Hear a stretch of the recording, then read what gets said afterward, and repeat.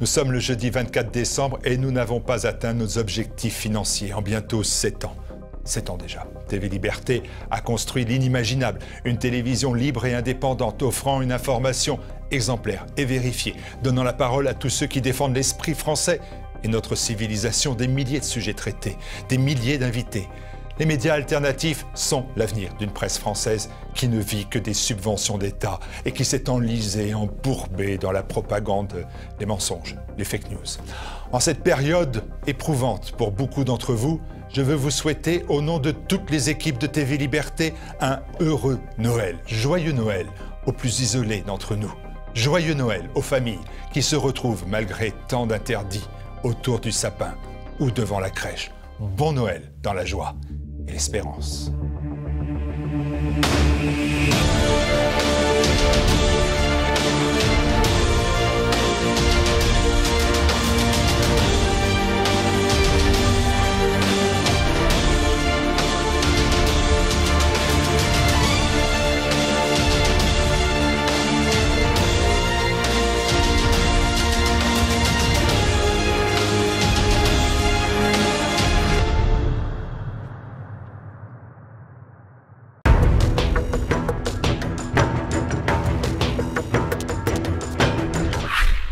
Bonjour à tous. Aujourd'hui, un zoom consacré à la notion d'ingénierie sociale. Pour en parler, nous recevons un spécialiste, Lucien Cerise. Bonjour monsieur. Bonjour, merci pour cette nouvelle invitation. Lucien Cerise, vous avez une formation en sciences humaines et sociales avec une spécialisation dans le langage et l'épistémologie. Vous êtes l'auteur de Retour sur Maïdan, la guerre hybride de l'OTAN, publié en 2017, et de Neuropirates, réflexion sur l'ingénierie sociale en 2016. Justement, on en avait déjà parlé la dernière fois, Lucien Cerise, mais pour ceux qui voudraient en savoir plus sur cette notion d'ingénierie sociale et qu'ils ignorent, est-ce que vous pouvez commencer par nous en donner une définition ? Oui, donc alors je rajoute un troisième livre aussi que j'ai écrit sur l'ingénierie sociale spécifiquement, qui s'intitule Gouverner par le chaos, avec 2 éditions en 2010 et 2014. D'accord. La 2e édition revue et augmentée. Donc la définition que je donne aujourd'hui de l'ingénierie sociale, c'est la transformation furtive d'un sujet social, individuel, enfin individu ou groupe. Donc en fait il y a plusieurs définitions qui circulent sur Internet, sur Wikipédia bon, mais là la définition que je propose c'est une synthèse. En fait ça permet effectivement de rassembler les deux grandes définitions qui sont en fait une approche utopiste en quelque sorte de reconstruction de la société. Ça, c'est la définition qui, finalement, date carrément du 19e siècle, hein, avec notamment Frédéric Leplay, je ne sais pas trop comment on prononce, et puis, bon, toute la tradition des utopistes. Ça a été appliqué aussi sous le régime d'apartheid en Afrique du Sud, en fait, hein, pour façonner l'espace social de manière séparée entre les Blancs et les Noirs. Aujourd'hui, donc là, en fait, on voit bien, c'est une approche en fait constructiviste, une approche volontariste de la structuration du lien social et de la forme de la société. Donc, en fait, l'intuition fondatrice, c'est effectivement ce qu'on pourrait appeler le courant utopiste, en fait, hein, dont le premier texte, dont le texte fondateur est La République de Platon. C'est-à-dire on conçoit en fait la société comme une machine que l'on va donc analyser, éventuellement découper en plusieurs parties pour ensuite en fait recombiner ces parties. Alors ça c'est la définition la plus courante, c'est celle que Karl Popper a traitée dans son livre sur intitulé La société ouverte et ses ennemis. Ensuite, il y a une deuxième définition qui apparaît quelques décennies plus tard, en fait dans les années 90, et qui vient du piratage informatique. Mais du piratage informatique qui un peu spécial, c'est-à-dire qui s'intéresse au facteur humain. C'est-à-dire que on va pirater en fait l'utilisateur de l'ordinateur et non pas la machine directement. Donc le fondateur de, comment dire ça, le pirate informatique le plus connu qui a lancé en fait cette nouvelle définition de l'ingénierie sociale, social engineering, s'appelle Kevin Mitnick, et dans les années 80, il était connu aussi pour des canulars téléphoniques, et en fait il a fondé cette nouvelle approche de l'ingénierie sociale sur l'usurpation d'identité et l'abus de confiance pour soutirer des informations à l'utilisateur de la machine. Considéré comme effectivement le maillon faible. Et lui soutirer d'ailleurs, voire avec son accord. C'est ça, voilà. C'est-à-dire en fait fabriquer le consentement de la cible à son propre piratage. Donc en jouant sur l'usurpation d'identité et l'abus de confiance, dès lors que j'ai votre confiance, eh bien en fait je vais, à la limite on n'est même plus dans le piratage là. Vous voyez ce que je veux dire, c'est-à-dire qu'en fait c'est du piratage, mais est-ce que c'en a encore vraiment, puisque en fait on obtient l'accord de la cible à son propre piratage. Mais bon, effectivement, comme ça repose aussi sur une usurpation d'identité, avec notamment donc la technique du phishing ou du hameçonnage, c'est-à-dire qu'en fait on se fait passer, par exemple, pour votre banquier, on fabrique, on réalise en fait une interface qui imite, qui reproduit le site de la banque de quelqu'un, et on lui demande d'entrer en fait son mot de passe, son code, son identifiant, et ça, ce qui permet en fait de lui soutirer en fait ces informations-là. Et ensuite on va soi-même, après avoir soutiré ces informations, on va sur le site, sur la page de l'utilisateur que nous venons pirater. Alors le cas qui nous intéresse, c'est donc pas le piratage d'une machine, mais là c'est le piratage de l'esprit humain, modifiant les relations, donc vous le disiez, de confiance, mais également de méfiance et d'indifférence. Un piratage qui se fait en 3 étapes, ça marche comment? Alors, donc le lien social est structuré par 3 types de relations. On peut modéliser le lien social, c'est-à-dire l'analyser, le décomposer, le décrire de manière schématique. On peut schématiser le lien social, voilà, selon en fait 3 types de relations qui sont donc la confiance, la méfiance et l'indifférence. Et en fait, l'ingénierie sociale, à ce stade, ça consiste à prendre le contrôle de ces 3 types de relations pour les faire varier à volonté, entre soi et autrui, ou entre autrui, c'est-à-dire entre 2 autres cibles, ce que j'appelle un conflit triangulé, quand on fait monter la méfiance entre 2 cibles, qui vont donc dès lors en fait être animés d'un mouvement centrifuge, un mouvement en fait d'entropie sociale. Donc on peut produire comme ça des effets d'entropie sociale, des effets de désagrégation du lien social, en décrivant, en décrivant en fait les cibles comme des bourreaux mutuels, par exemple. Et donc là, on utilise les ressources d'une figure d'analyse transactionnelle qui s'appelle le triangle de Karpman, et qui est aussi donc une modélisation, une schématisation du lien social selon 3 places archétypales à occuper. Et ces places archétypales sont donc le bourreau, la victime et le sauveur.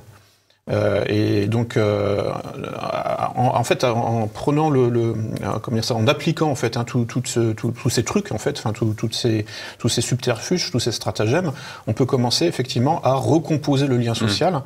Donc en faisant monter la méfiance ou en faisant monter la confiance, puisque si j'occupe dans la sensibilité d'autrui, si moi j'occupe la place du sauveur ou de la victime, eh bien je fais monter la confiance à mon égard. Donc si j'usurpe l'identité du sauveur ou de la victime, alors qu'en fait je suis le bourreau, puisque je suis mal intentionné vis-à-vis de ma cible, eh bien j'arrive à faire monter la confiance, alors qu'en fait, normalement, elle devrait se méfier de moi. Vous voyez ? Donc en fait, tout ce que je décris là, ce sont des choses qui sont parfaitement intuitives. En fait, c'est consubstantiel à la condition humaine. En fait, tout ce que je dis là, c'est totalement banal. Simplement, l'ingénierie sociale, c'est juste en fait une description, une schématisation, une modélisation de choses extrêmement finalement banales. Alors, Lucien Cerise, vous plaquez justement cette théorie sur l'actualité, la crise du Covid, et vous dites qu'on a carrément franchi un seuil dans le contrôle comportemental. Alors expliquez-nous. Oui, c'est-à-dire que là, on voit bien que le gouvernement essaye d'occuper la place du sauveur, pour faire monter la confiance à son égard et pour nous orienter sur ce que en fait, certains appellent le grand reset, la grande réinitialisation, qui n'est pas du tout dans notre intérêt. mais qui est vers lequel. Enfin, ce programme, en fait, alors là, on est vraiment dans l'ingénierie sociale dans les deux aspects du terme, c'est-à-dire le piratage de la conscience, c'est-à-dire pour fabriquer le consentement à une solution négative pour nous, dans une perspective de restructuration complète de la société. Alors là, on est vraiment sur les deux grands, les deux grands aspects de l'ingénierie sociale, les deux jambes en quelque sorte. Puisque la grande réinitialisation annoncée par Klaus Schwab, donc le fondateur du Forum de Davos, donc c'est ce fameux grand reset, cette notion que vous venez d'évoquer. Voilà, donc en fait, qu'est-ce que ça recouvre, cette notion? Alors donc il explique là dans son livre et puis aussi dans des articles en fait, tout est en source ouverte, il n'y a aucun mystère, il n'y a pas de complot. Sur le site du Forum de Davos. Oui. Voilà, il n'y a pas de complot, il n'y a pas de conspiration. En tout cas aujourd'hui, il n'y en a plus. En tout cas, s'il y en a eu de la part de quelqu'un comme Klaus Schwab, dont il faut noter aussi qu'il a été membre du comité directeur du groupe de Bilderberg. C'est intéressant aussi. Un cercle de mondialistes. Voilà. Donc son projet, en fait, il écrit aussi dans un autre livre qui s'intitule La 4e révolution industrielle, et aussi donc dans un article sur le site du Forum de Davos intitulé La 4e révolution industrielle. Il dit voilà, donc nous allons fusionner le biologique et le numérique, voilà, tout simplement. Voilà, donc nous allons vers le transhumanisme, mais on y va à marche forcée. Puisqu'en fait, l'évolution naturelle de l'espèce ne nous conduit pas vers cette fusion.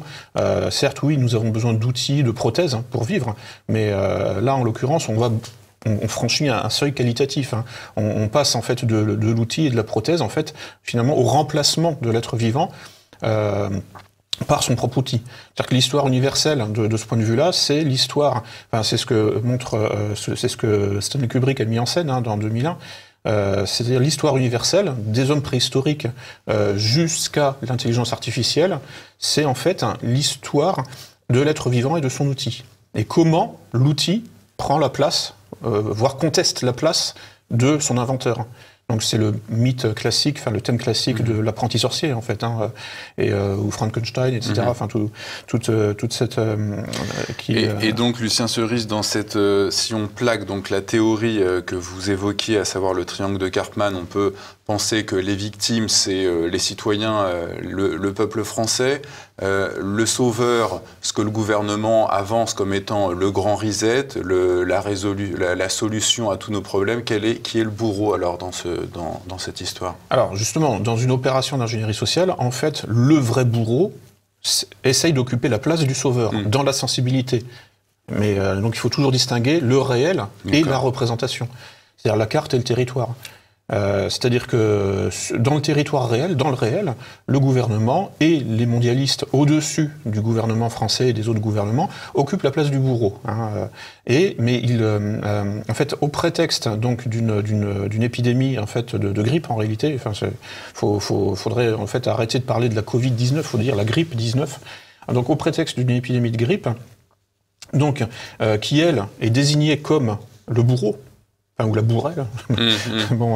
Ce qui est bien pratique puisque en plus elle peut pas répondre, peut pas. Et puis donc au prétexte d'une mise en scène en fait d'un bourreau invisible là qui serait partout autour de nous, donc le gouvernement, le pouvoir mondialiste en fait pour être plus précis, en fait, se présente comme le sauveur qui va nous sauver justement de cette épidémie de grippe. Mais au moyen d'une solution qui n'est pas de prendre du Doliprane et quelques jours d'arrêt de travail, parce que en fait c'est comme ça en réalité que cette grippe 19 se soigne. Fondamentalement, elle se soigne avec du Doliprane et 2 semaines, une semaine ou plus de jours de repos. Et puis si ça s'aggrave, il y a effectivement le protocole de Didier Raoult et ça marchera bien. Il y a d'autres protocoles aussi. Madagascar en avait trouvé un. Enfin bref, il y a des remèdes en fait, il y a des traitements en fait qui sont très peu coûteux. Mais donc là, en fait, on nous entraîne vers la solution donc de la vaccination. Alors en juillet, donc là le gouvernement pour le coup, le gouvernement, oui, là c'était un document du gouvernement français, a publié sa stratégie de vaccination et a bien compris que il fallait surtout pas parler de vaccination obligatoire. Ils le disent, parce que en fait, ça va en quelque sorte éveiller la méfiance justement. Et donc, il précise bien, il faut gagner la confiance du public. Oui, le président, lors de sa dernière allocution, avait précisé que le vaccin ne serait pas obligatoire. Voilà. Mais vous pensez au contraire qu'il va bientôt l'être? C'est-à-dire qu'en fait, le terme utilisé là, dans cette stratégie de vaccination, là, dans ce document là, publié, je crois, le 9 juillet, c'est en fait, on va parler de vaccination organisée. Qu'est-ce que ça veut dire? Une campagne de vaccination.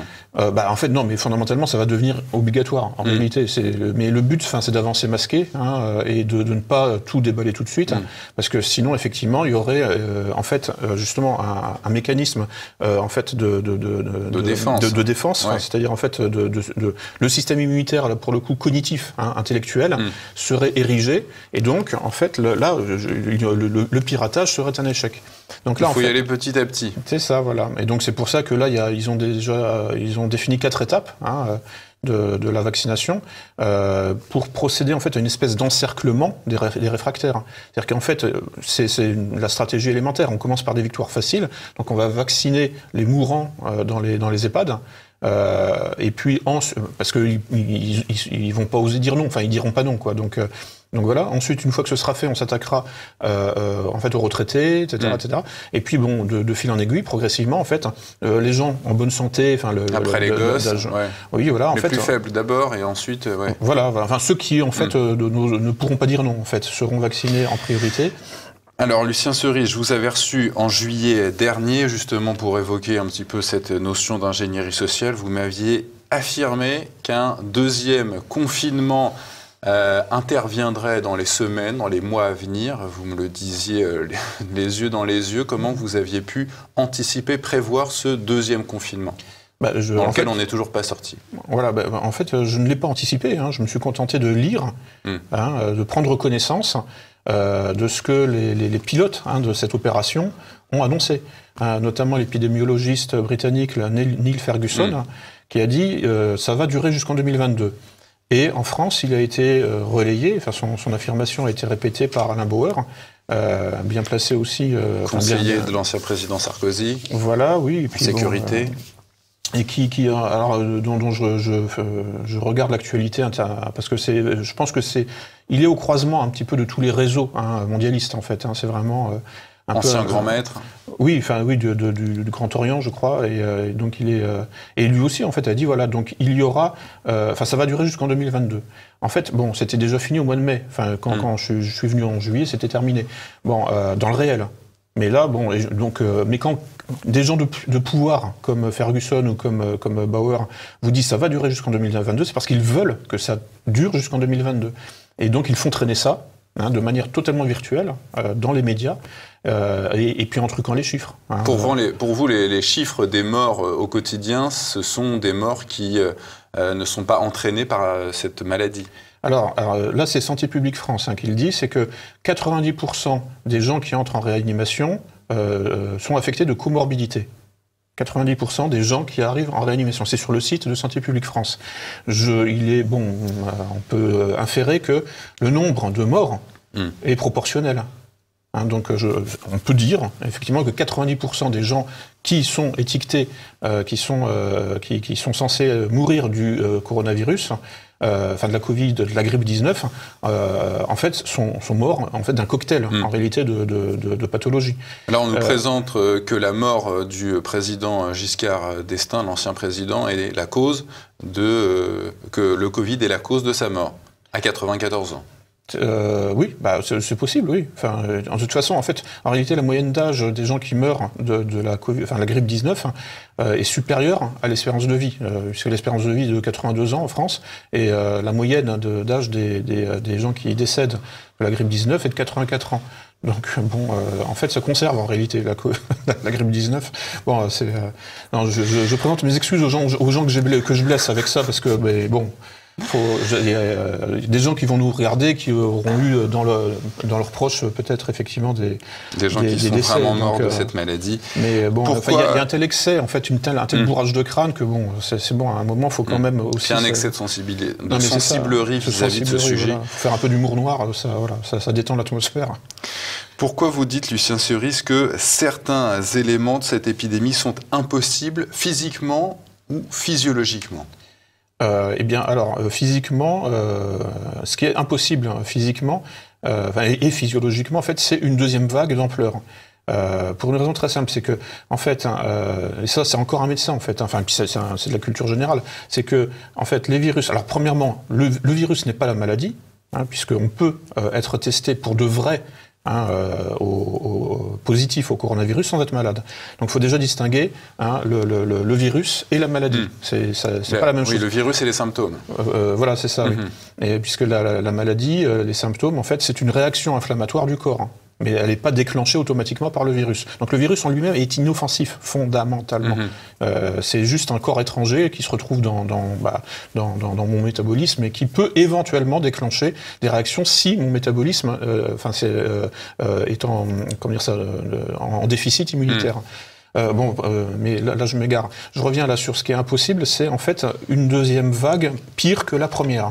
Ça, c'est impossible. Et c'est ce que disent les médecins, ce que disent les spécialistes. C'est-à-dire que, normalement, dans toute l'histoire, en fait, des sciences médicales, c'est-à-dire qu'en fait, un virus, une grippe, par exemple, passe par 3 étapes, en fait. Pandémie, épidémie, endémie. Voilà. Après la période de surmortalité, la période, le moment où le virus est très très létal, en fait, il s'accoutume, on cohabite avec lui. Et là, on passe à une phase d'endémie. Où en fait, tout simplement, et là c'est ce que dit Didier Raoult ou d'autres, en fait, c'est que en fait, le virus perd en mortalité, en létalité, en dangerosité. Parce que notre immunité prend le dessus. Voilà, parce que l'immunité collective, naturelle, et non pas provoquée même pas par des médicaments, en fait, effectivement, nous protège. Et donc, en fait, il peut y avoir des deuxièmes vagues parce que tout le monde n'a pas été touché, déjà. Par exemple, là, mais ça ne peut pas être pire que la première. Vous voyez ce que je veux dire?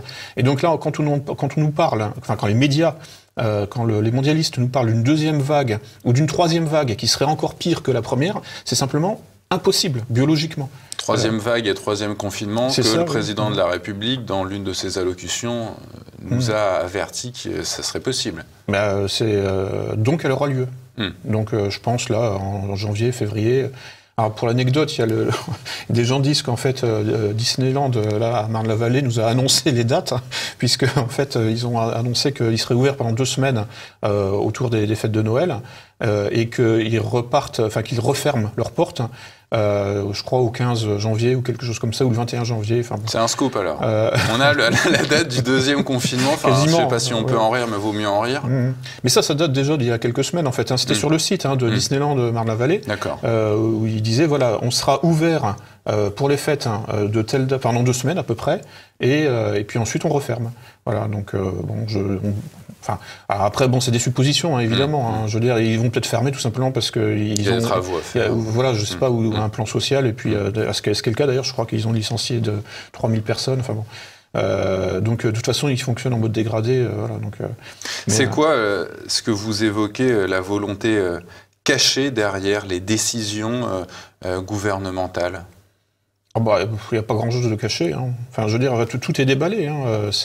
Si ce n'est, oui, alors non, ce qui est caché, ce qui relève de la malignité du stratagème, c'est effectivement les chiffres truqués systématiquement. Donc, et qui sont pris pour argent comptant, qui sont présentés comme et ces chiffres concernent les cas et les décès, et ils sont systématiquement faux. Et en fait, on peut les corriger simplement en allant sur Santé publique France, en fait, qui distingue. C'est-à-dire qu'en fait, les stratagèmes correspondent, s'élaborent à un niveau extrêmement superficiel du pouvoir. En fait, c'est vraiment uniquement les gens qui passent devant les caméras. Mais dès qu'on regarde un petit peu les chiffres des autorités de santé, des pouvoirs publics, en fait, on a les vrais chiffres. Vous allez aussi jusqu'à évoquer le fait que si le gouvernement nous entraîne sur ce chemin, c'est pour nous imposer le transhumanisme. Oui, bah c'est ce qu'on évoquait un petit peu tout à l'heure, là, c'est-à-dire la grande réinitialisation, le grand recommencement, le Great Reset. C'est-à-dire qu'en fait, on va nous appliquer finalement, une gestion, un traitement, parce que bon, le terme de reset vient de l'informatique. Quand on réinitialise l'ordinateur, en fait, on le remet à zéro. En fait, oui, il y avait ça marqué sur les consoles de jeux vidéo, reset. Oui, voilà, c'est ça. Et en fait, on va, les mondialistes qui sont transhumanistes vont nous appliquer le même traitement qu'à une machine. Et alors, en quoi ça va consister concrètement pour les populations, ce reset ? Alors, au prétexte d'une épidémie de grippe, le but des mondialistes, c'est de vacciner un maximum de monde, si possible. Alors, ce que disait Bill Gates, c'était presque tout le monde. Presque tout le monde. Est-ce qu'il se compte dedans voilà. Mais non, je sais pas si on peut compter ça au nombre des lapsus révélateurs, mais dans une vidéo, dans un entretien face caméra, il a dit il va falloir vacciner presque tout le monde. Et donc alors il y a déjà premièrement ça en fait, cette vaccination qui va permettre de commencer effectivement à fusionner le numérique et le biologique, comme l'annonce Klaus Schwab. Puisqu'en fait, premièrement, donc il y aura effectivement en fait le caractère imprévisible de ce vaccin. En fait, alors, on parle de vaccin OGM notamment. Alors le Conseil de l'Europe a assoupli les règles sur la question justement des OGM, sur la question de la diffusion dans la nature des OGM. La modification de l'ADN. Voilà. Donc alors il y a une controverse en fait entre spécialistes, entre ceux qui disent que non, les deux vaccins là, qui sont en lice, là, c'est-à-dire celui de Pfizer et celui de Moderna, sont des vaccins ARN messagers. Et donc ils ne vont pas modifier votre génome. Et puis il y a d'autres spécialistes qui disent si, ça peut, éventuellement, parce qu'il y a des mécanismes épigénétiques, c'est-à-dire qu'en fait, il y a, la transmission de l'information ne veut pas que de l'ADN vers l'extérieur, vers l'ARN, mais ça peut faire une boucle de rétroaction, de feedback. Le but, donc je parle de feedback, donc ça m'amène à l'idée suivante. En fait, ce qui se passe en ce moment, en fait, c'est une application du paradigme cybernétique. Fondamentalement, c'est en fait ce qu'on disait un petit peu tout à l'heure aussi. En fait, c'est une accélération de l'histoire. L'histoire étant justement la dialectique entre le sujet et l'objet. Alors ça, je tiens ça aussi de quelqu'un comme Jean Baudrillard, par exemple, qui disait en fait, en réalité, les objets commencent à nous remplacer. Il disait ça dès les années 60. Comment en fait, par exemple Schwab là parle aussi de l'intelligence artificielle qui va devenir de plus en plus englobante. La fondation Rockefeller s'est beaucoup investie sur la question des smart cities, des villes intelligentes, c'est-à-dire qui peuvent fonctionner sans humains. Ou avec quelques techniciens, voilà. Mais en fait, fondamentalement, le paradigme cybernétique consiste à ne plus distinguer justement le vivant du non-vivant. C'est-à-dire nous sommes tous des systèmes d'information. La seule chose qui me distingue de mon réfrigérateur, c'est la température intérieure, en quelque sorte. D'accord. Vous voyez, je veux dire, après les différences sont purement quantitatives. Mais il n'y a plus de différence qualitative entre le vivant et le non-vivant, entre le sujet et l'objet. Qu'est-ce qu'il adviendra de tous ces hommes remplacés par des machines ? Tous ces hommes qui ne travailleront donc plus ? Alors, la solution aussi qui est en train d'être examinée au Parlement, en France, c'est le revenu universel. C'est-à-dire qu'en fait, ce qui se met en place là, c'est tout simplement une forme d'existence, plus ou moins dégénérée, c'est-à-dire où en fait on ne sort plus de chez soi déjà, ou alors avec une autorisation, et puis en fait, on attend de mourir sans travailler. Et en fait, pour subvenir à nos besoins les plus élémentaires, on reçoit en fait un revenu universel de 500 € pour manger des biscottes, quoi. Voilà. C'est ça qui se met en place là, concrètement, en France et ailleurs. Ça ne se met pas en place. D'ailleurs, on voit la différence de traitement, de traitement en quelque sorte de sa population entre certains pays, notamment, la Biélorussie, par exemple, n'a pas fait de confinement et il se passe rien de spécial. Il n'y a pas d'apocalypse sanitaire. La Chine a lancé son confinement, très dur là en janvier. On se souvient des images, etc. Mais depuis le mois d'août, c'est terminé. En Chine, ouais. Tout le monde recommence à vivre normalement. Depuis le mois d'août. Et en fait, le gouvernement a mis au point une opération en quelque sorte psychologique. C'était qu'à Wuhan, au mois d'août, il y a eu une grande fête, sans distanciation sociale, où les gens plongeaient dans la piscine. Enfin bon, bref, c'était une façon en fait d'envoyer un message au monde pour dire voilà, chez nous c'est terminé. Et en fait, dans la ville même où ça a commencé, eh bien nous avons tourné la page. On voit bien en fait que effectivement le traitement de cette épidémie de grippe n'est pas du tout le même sur la planète. Donc là, nous effectivement en fait le but là c'est vraiment de nous atrophier en fait, c'est de transformer notre existence en fait en une espèce de sous-existence plus ou moins dégénérée. Mais en fait, même ça, ce n'est qu'une transition. En réalité, c'est une transition vers, en fait, finalement, une espèce de vaste génocide du vivant, pour en fait nous remplacer, finalement remplacer le vivant par en fait quelque chose qui est beaucoup moins remuant et beaucoup plus prévisible, c'est-à-dire par du numérique. C'est vraiment ça le but à la fin. Et en fait, quand mais tout cela n'étant pas organisé par une tête, mais par un ensemble, un organisme. Il y a une psychologue, Ariane Bilran, qui applique aussi la grille de lecture de la sociopathie en fait, à ce qui se passe en ce moment.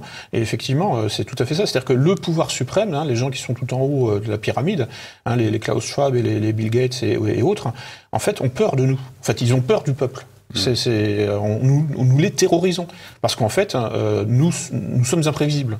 En gros, enfin plus ou moins, évidemment. Ils ont peur de perdre leur pouvoir. Ils ont peur, oui, du renversement possible, en fait, de leur privilège. Et donc, c'est pour ça qu'ils essayent, en fait, de remplacer le vivant par du non-vivant, parce que c'est plus prévisible, tout simplement. Il y a en quelque sorte, c'est de la psychologie, c'est la psychologie du pouvoir, c'est la psychologie élémentaire.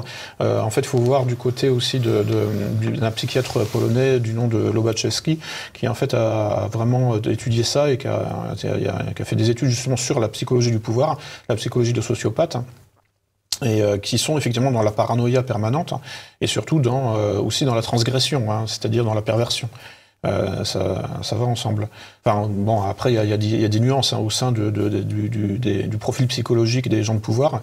Il y a ceux qui sont effectivement dans la transgression, les Epstein et compagnie, là, qui sont et puis ceux qui sont dans la paranoïa pure, en général, qui n'ont pas trop de vie sexuelle, pas débridés, et qui, eux, sont dans la conception de vastes plans de contrôle social total.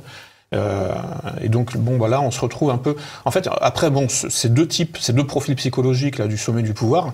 Ils peuvent être amis. On avait vu que Bill Gates entretenait des rapports avec Monsieur Epstein. Voilà, oui, bien sûr. Non, mais en fait ils se reconnaissent en fait. C'est comme les chiens dans la rue, quoi. Ils se reniflent en fait, et puis ils se disent voilà, en fait on fait partie finalement du même bord, du même univers, et donc notre intérêt c'est de nous liguer entre gens de pouvoir. Pour effectivement pour en quelque sorte en fait nous encercler, encercler le peuple déjà psychologiquement et puis et puis ensuite physiquement, parce que là c'est le cas. En fait là en 2020 il y a eu encerclement, c'était en quelque sorte emprisonnement physique. Avec tout le système de la consommation, etc. On était déjà encerclés psychologiquement, avec toutes les idéologies du genre, toutes ces bêtises.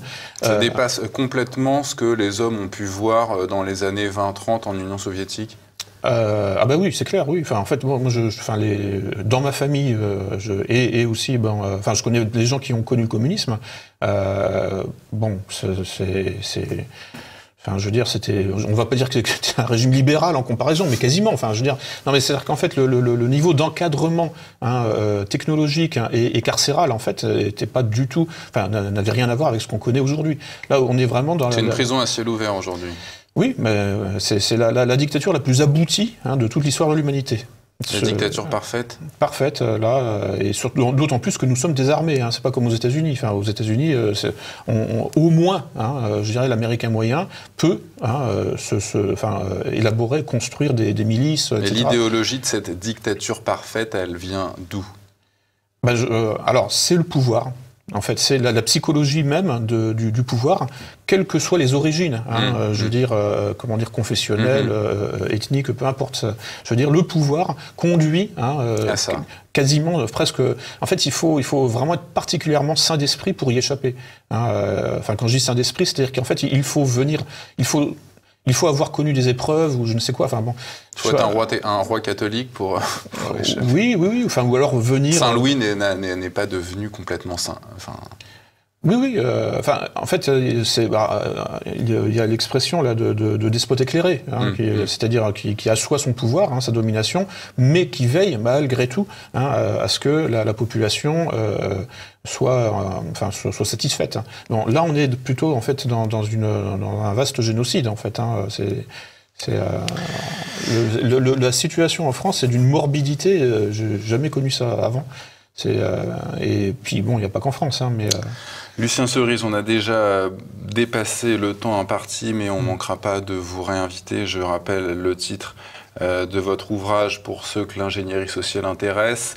Neuropirate, réflexion sur l'ingénierie sociale, et 2 ouvrages sur l'ingénierie sociale dont je n'ai pas la référence sous les yeux, si vous pouviez bien me redonner les titres. Oui, donc Gouverné par le chaos, aux éditions Max Milo, notre 2e édition 2014, couverture blanche. Et puis donc Retour sur Maïdan. Bon, là c'est en fait l'ingénierie sociale en géopolitique, c'est-à-dire en prenant l'exemple, là j'ai pris l'exemple essentiellement des révolutions colorées, notamment les 2 révolutions colorées qui ont agité l'Ukraine à 10 ans d'intervalle. Voilà. Donc, on se revoit au prochain confinement, Lucien Cerise. Oui, avec plaisir. Merci d'être venu sur notre plateau. Au revoir. Merci.